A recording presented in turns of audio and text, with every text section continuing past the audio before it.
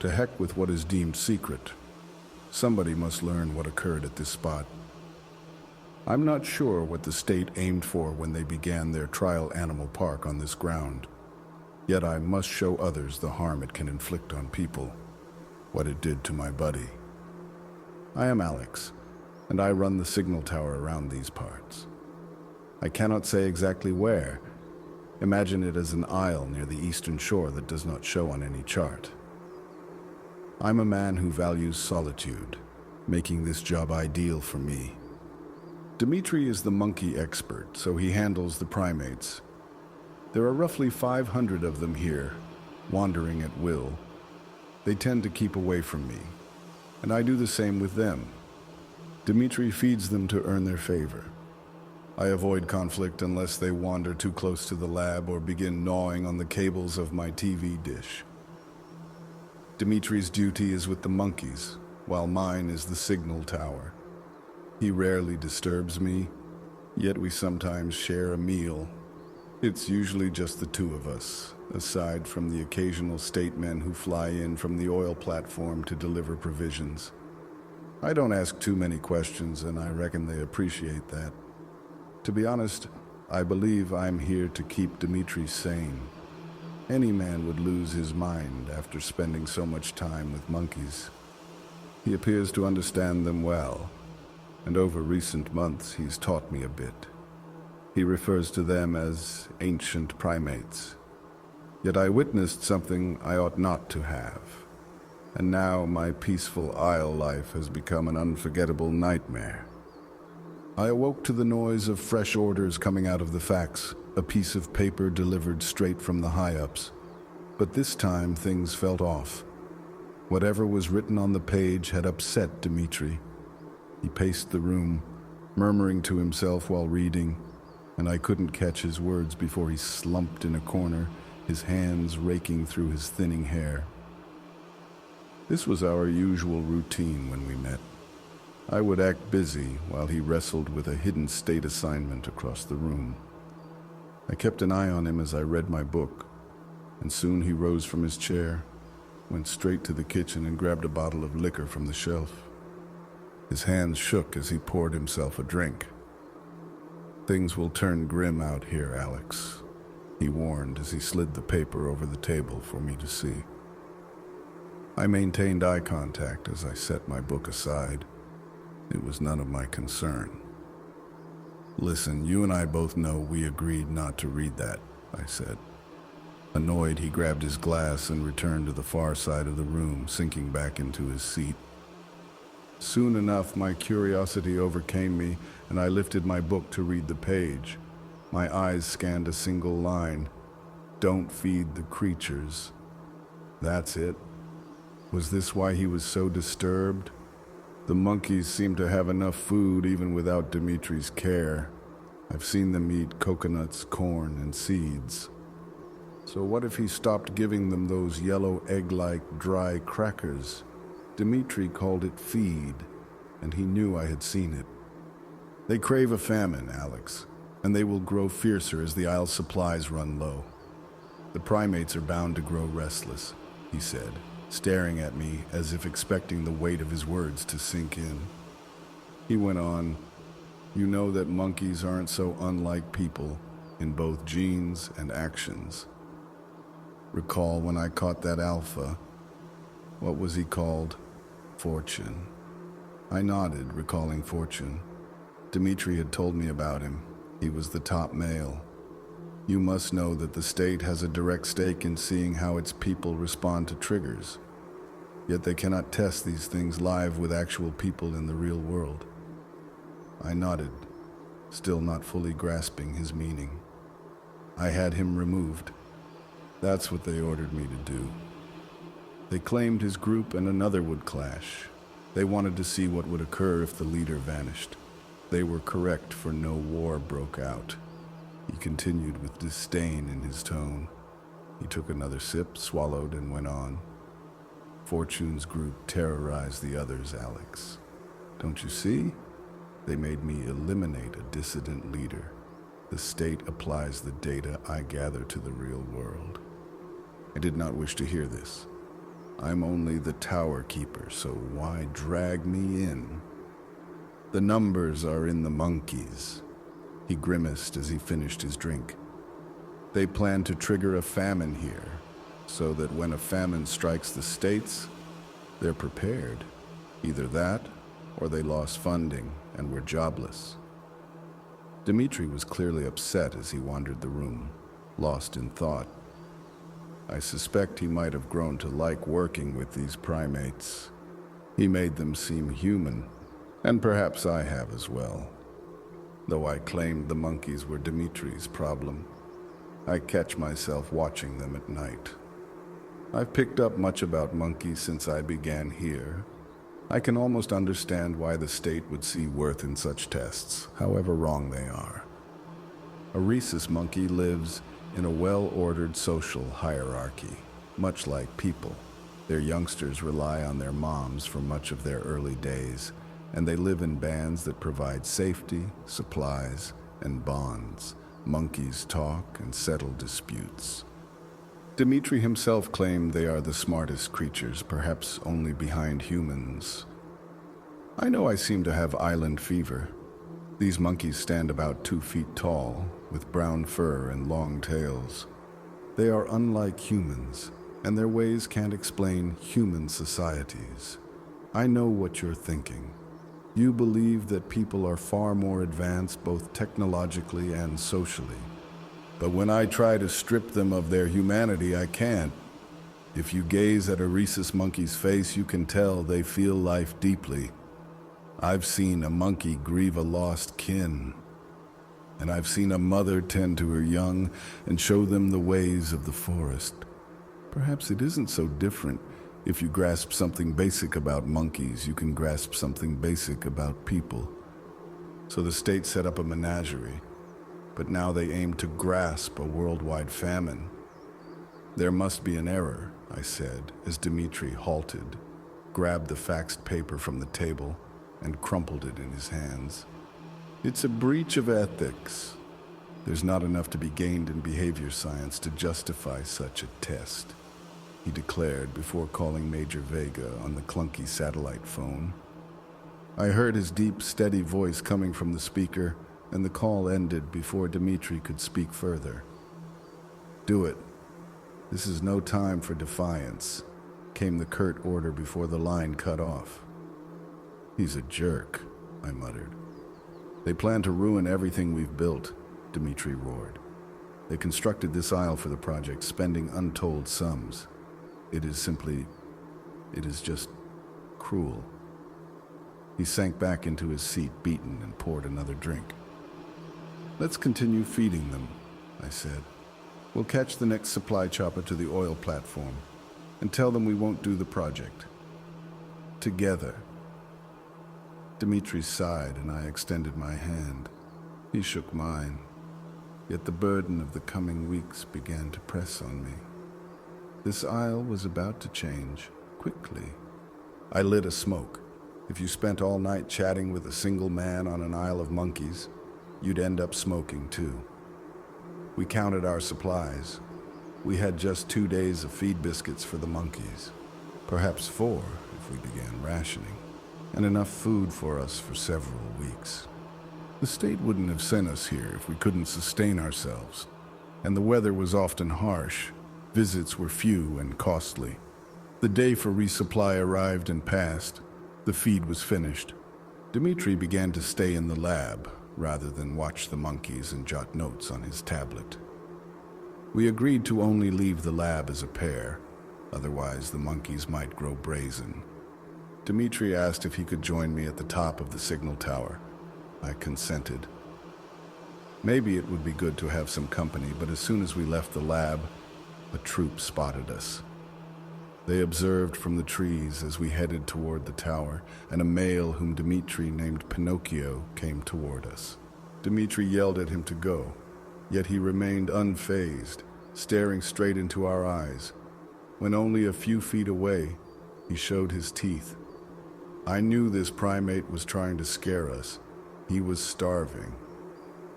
If there's one thing I've learned from these months with them, it's that the best way to stay out of trouble is to offer what they crave. We held out our open hands, making it clear we had no food. He responded with a grunt, then a feigned lunge, and we kept walking at our own pace. Hurrying would have shown our fear. He stayed close until we reached the tower and shut the door behind us. At the top, I began my routine maintenance.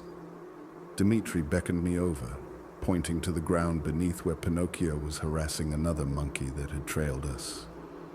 He was tugging at its hair, playfully biting and baring his teeth, and the other monkey began to defend itself. They charged at one another, biting each other's faces. Then it ended. Pinocchio emerged victorious as we saw him haul the body into the forest. "One less belly to feed," Dmitri said sadly. Dawn arrived. Dmitri had shared tales of the monkeys throughout the night, and the warmth seeping through the heavy windows felt good on my skin. He gazed thoughtfully at the sea when something below caught his eye. "Do you see that tree?" he asked. "Yeah, looks busy," I replied, watching monkeys groom and move among its branches. "That wasn't here before. That tree shouldn't exist. Isn't it in the middle of the ATV track?" "You need some rest, buddy. You stayed up all night and you're not used to it." I chuckled softly. The tree teemed with life. Hundreds of monkeys lived in its branches. "Do you see the fruits? The tree is loaded with them." "Are those figs?" I asked. "I can't tell from up here," Dmitri replied. "Let's take a look."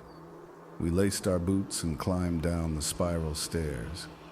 Why had Dmitri claimed the tree was out of place? "They will ignore us while they feast," he said. If Dmitri believed it, it was likely true, and indeed they paid us no mind. We managed to get close without disturbing them. Up close it looked strangely beautiful, to be honest. Monkeys swung from limb to limb, playful and free.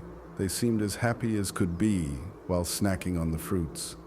"There's more than one group in this tree," Dmitri said as he tried to count the moving creatures. "There must be, since Pinocchio's gang has only about 200, and this looks like 400 or more. I believe every monkey on the isle is in that tree. Why aren't they fighting?" he wondered, his voice both nervous and excited. I was sure this was odd behavior for rhesus monkeys, who normally brawl over coconuts or grooming spots. But it was a famine, and they had found plenty to eat in this tree. Maybe this is like Christmas Day during World War II, when enemy and ally forces on the front halted their battles, I said, mesmerized by the mass of monkeys. Dmitri began moving toward the tree. "What are you doing?" I asked. "I'm going to take a fruit. I can't tell what it is," he said without turning. He was soon near the tree, and I feared the monkeys might attack him for trying to snatch their prized food. But they paid no attention. They were lost in their own world. Dmitri reached up and plucked a fruit from the tree. The tree fell silent as the hoots and excited grunts from the monkeys ceased suddenly. Dmitri sensed the shift in the air, then slowly turned to look up at the monkeys. They were no longer leaping, playing, or grooming. Every eye was fixed on him. Hundreds of pairs of eyes stared down at him, and then, in silent unison like a hive, each monkey began to descend from the branches. Dmitri ran as soon as the first monkey landed, and I ran alongside him. I shouldn't have glanced back, yet their coordination was beyond anything I'd witnessed. I had to see. Hundreds of monkeys chased after us, their teeth bared, the clear sign they craved blood. Our blood. We barely reached the lab door, slamming it just as we heard their bodies crashing on the other side. The noise echoed off the back wall of the metal lab. "What the heck is happening?" I shouted as we both pushed a heavy table to brace against the door. "I don't know. I've never seen anything like this," Dmitri roared. They kept ramming the door as if they felt nothing when their heads struck it. Soon they surrounded the lab building, their nails scraping the windows and walls. We were encircled. Eventually they would realize they could break the windows, and once inside, they would rip us apart for taking their fruit. We bolstered what we could. For now, it was secure. Dmitri sat in a chair, fidgeting with the strange fruit in his hands, staring at it closely as the light from a bare bulb shimmered on its skin. When he turned it, I saw a swirling orange design in its center. For a moment, the light caught on the tiny hairs of the fruit, and they wriggled as if alive. "You should try this. It's actually quite good," Dmitri said. I was shocked to see him chewing. "Stop! We don't know what it is," I screamed, trying to pull it from him. I lowered my voice but kept the urgency in my tone. "We're on a remote isle, thousands of miles from a hospital. Spit it out. The monkeys are eating it. They must know what it is. Their bodies are small and their metabolisms are quick. If it were toxic, they'd all be dead." "You're not a monkey, Dmitri. If you fall ill, I can't help you," I said. "Your loss," he replied, taking another bite. I watched him chew and swallow until he suddenly stopped. The fruit slipped from his hand onto the table. His mouth opened and a thin brown tendril emerged from the back of his throat. It tapered along its length and split into two at the end, like a snake's tongue. Dmitri's eyes grew wide as he stared at the tendril from his mouth. Then it retracted into his throat. His eyes went blank, and he slumped in his chair, his hands hanging by his sides. A moment later he stirred, quickly sitting upright, taking a deep breath and opening his eyes. He placed his palms flat on the table, then turned to face me. His eyes were yellow and crusted over. "Are you okay?"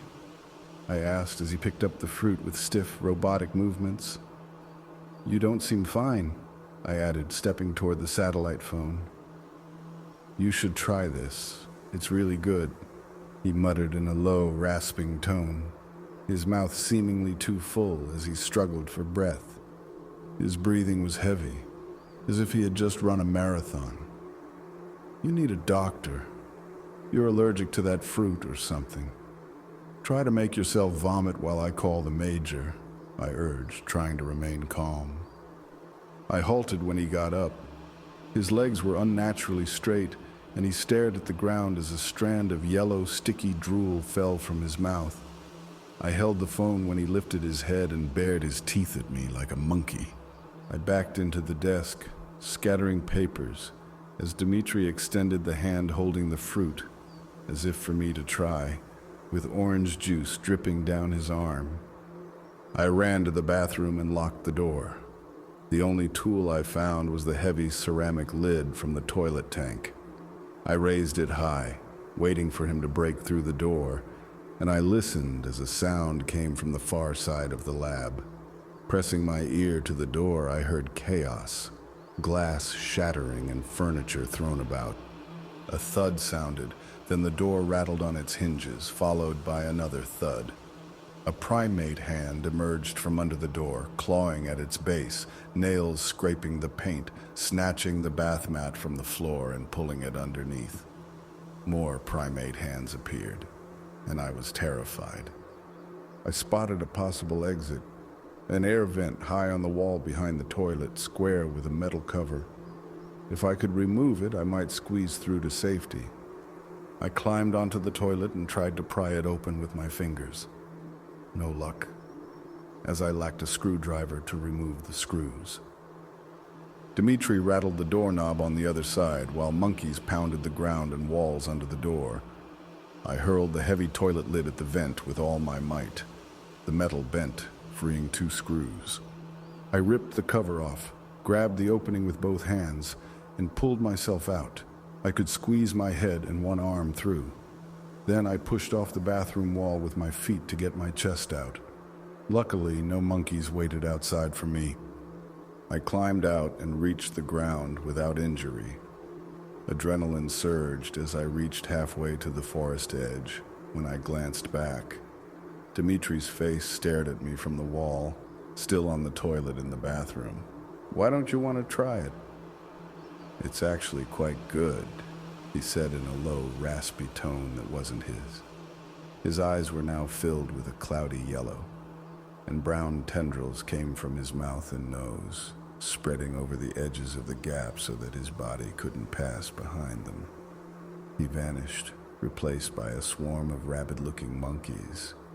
I ran as fast as I could. Low branches sliced my skin as I dashed through the woods. The monkeys leaped from tree to tree in hot pursuit. I was more frightened than ever before, and one of them was gaining on me. It was Dimitri, his clenched fists pushing off the ground to propel him unbelievably fast. He grinned at me through the trees while running on all fours, but I knew my direction.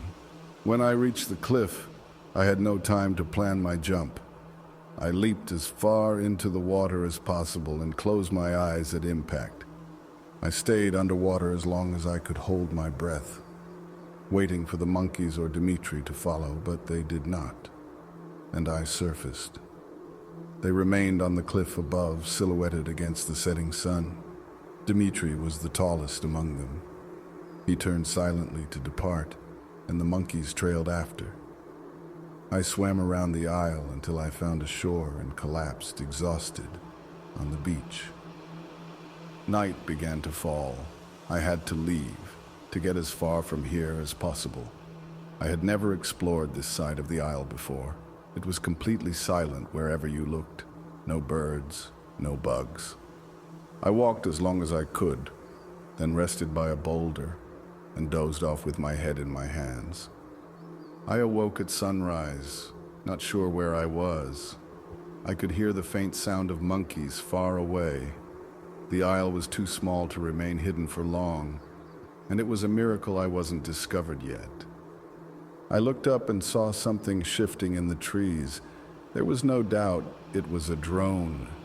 It flew silently through the trees, about 10 feet above me, then zipped away into the sky, soon hidden by clouds. Had I imagined it? I didn't think Dimitri had a drone, but that wasn't my main worry. I was thirsty and needed to return to camp immediately. I chose to climb a tree to get my bearings, not even knowing which part of the isle I was in. From the tree, I could see the signal tower, and in the nearby water, I saw a small boat coming on the horizon, the Coast Guard. I climbed down as quickly as I could and dashed toward the boat. I didn't mind the noise. I had to reach them before Dimitri and his swarm of rabid monkeys did. There was one person waiting by the boat on the beach. I ran down the embankment onto the sand, staggering along the beach, and shouted, telling them to get back on their boat. The person did not turn around. Finally, I got close enough to touch his shoulder.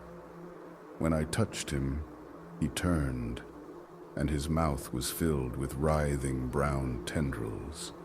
He extended his hands and walked toward me with yellow eyes, but they reached him before me. Dimitri emerged from the embankment, coming on all fours with hundreds of monkeys following. It was over. I was finished. The walk back was like a nightmare. I was encircled on every side. Most monkeys walked stiffly beside me, while some had entirely forgotten how to walk.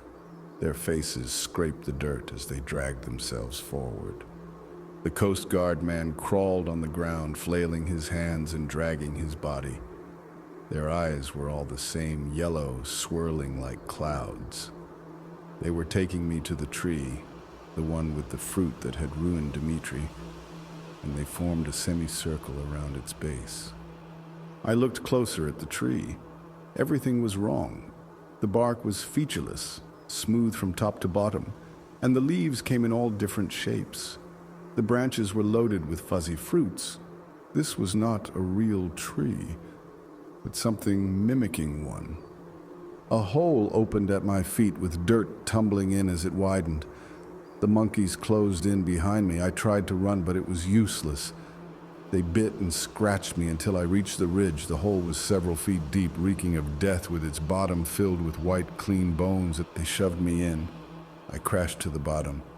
They were monkey bones. That's what they were. I stood up and tried to climb out, but a monkey bit my finger and I fell back into the hole. They threw clumps of dirt over me. Little by little, they were burying me alive. I tried to stand, but couldn't find grip on the bones. No, something else held me. Something was holding me. A thick, fleshy, brown vine was wrapped around my waist. It dragged me to the ground and the bones dug into my skin. To my horror, I realized the tree was like one huge muscle, with roots like vines beneath the soil. Another vine burst from the earthen wall beside me, coiling around my neck and squeezing. I couldn't breathe. I couldn't scream. I tried to break free, but it was too strong. The monkeys kept throwing more dirt on me. The hole was filling up around me and the light was fading. Desperately, I reached in my pocket and found my lighter. I held it under the vine at my neck, and it immediately loosened. I gasped for air, then dirt filled my mouth and I coughed. I set the flame under the vine around my waist and it recoiled. I stood, reached up to the edge, and waited for more monkeys to bite my fingers. Nothing happened. I pulled myself up. The monkeys had retreated. I held the lighter in front, and its glow reflected off hundreds of yellow eyes. The monkeys watched, mesmerized by the flame.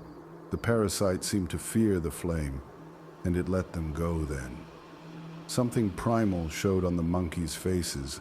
I believe that in that moment, they didn't shove me back because I had cheated death.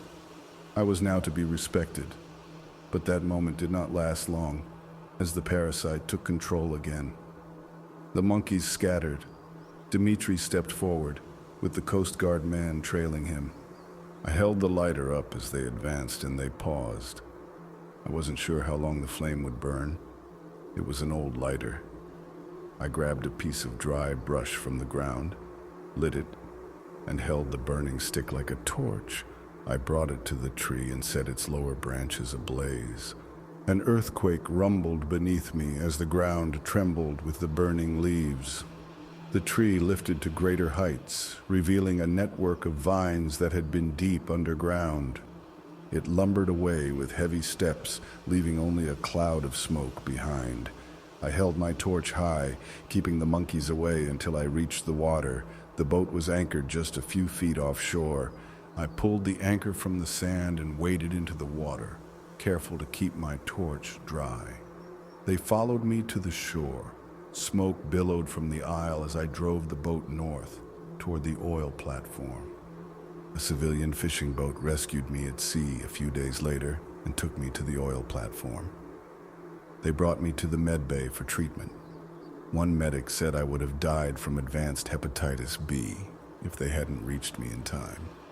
Major Vega was reading by my bed when I woke up one morning. "So you met the true subject of our menagerie," he said. "What?" I mumbled, rubbing sleep from my eyes. "Dmitri wasn't meant to eat one, that half-baked deserter. We designed it as a way to foster cooperation. It worked, as you can see. What we did not expect was for the tree to rise and walk away. No one believed it would work on plants." I was speechless. The Isle was never a menagerie for monkeys. I was just a mouse, unaware that I had been released into a snake's pen. They have blood on their hands and they know it. What did they plan to do with a serum like this? I had to sign a book full of papers swearing secrecy, but I had to tell someone. If a tree that doesn't seem like a tree sprouts overnight, don't eat its fruits.